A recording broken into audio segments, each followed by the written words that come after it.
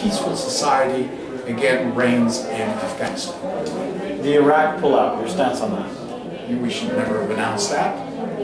I think that Iraq is still, even though it has made leaps and bounds in stability, towards stability, there's still a lot of dangers from its neighbors.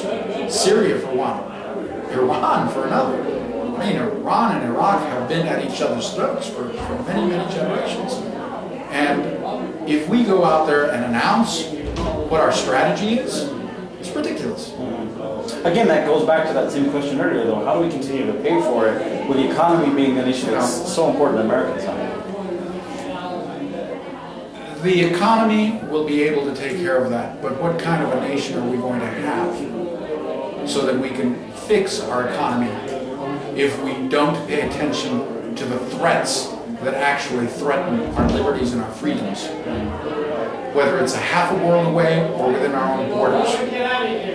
If we stop looking at how we're going to defend ourselves, then what good is it that we're going to revive our economy? Sure. Yes, the economy is extremely important, that we get people back to work, that we get the private sector running again, and creating jobs, and creating opportunities, the vision of America. But at the same time, the primary function of the federal government is to defend ourselves against threats, both foreign and domestic.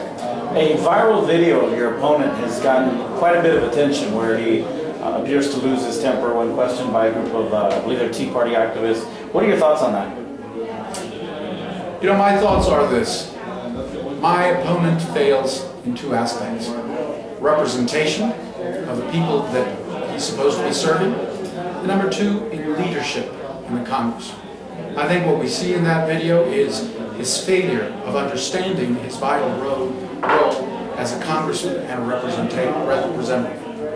He needs to do more listening to the people instead of preaching to them and telling them what they should be doing.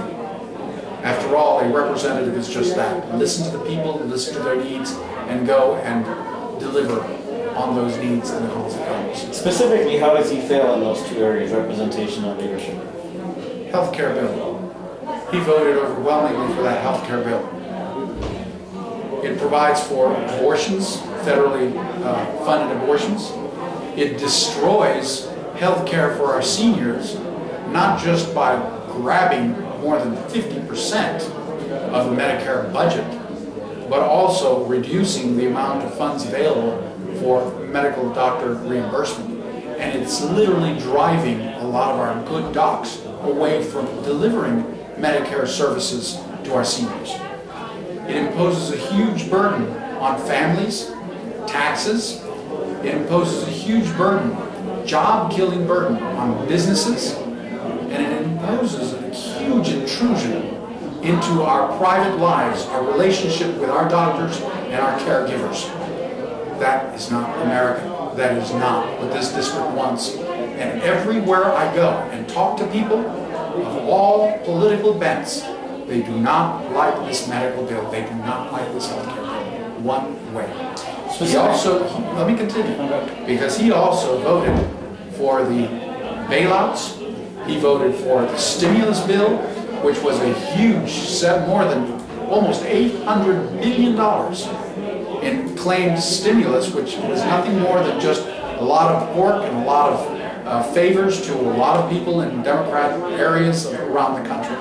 Did nothing for our economy, nothing to stimulate it, drove it down to 10% unemployment and hovering at 9.5. And he has done a lot of things that are just not good for our community, including writing bills that are going to virtually shut down our farmers and our ranchers in the Trans-Pecos area, which he's recently pushing through the Congress right now, want to take over, so where the federal government takes over all of the water and minerals in that area for the use and benefit of the government. Just a couple more questions. Yeah. What are, specifically speaking to the voters in this area that fall within your district, what specific benefits will they get out of voting for you?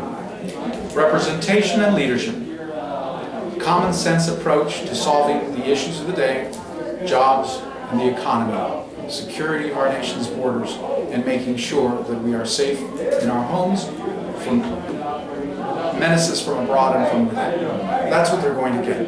Accessibility to me as their congressman, where I am listening and I'm preaching, and leadership. Those are specifically what they're going to get. This particular part of the district has a lot of rural areas and areas that are kind of emerging communities with some identified infrastructure issues. Any plans for that? You know, there are, I think a lot of them, a lot of those infrastructure plans are the purview of the state and the county. I would be willing to work with the county and the state on those issues that are not federal issues, but there are state and local issues. Okay. Last question, who are your top 3 contributors?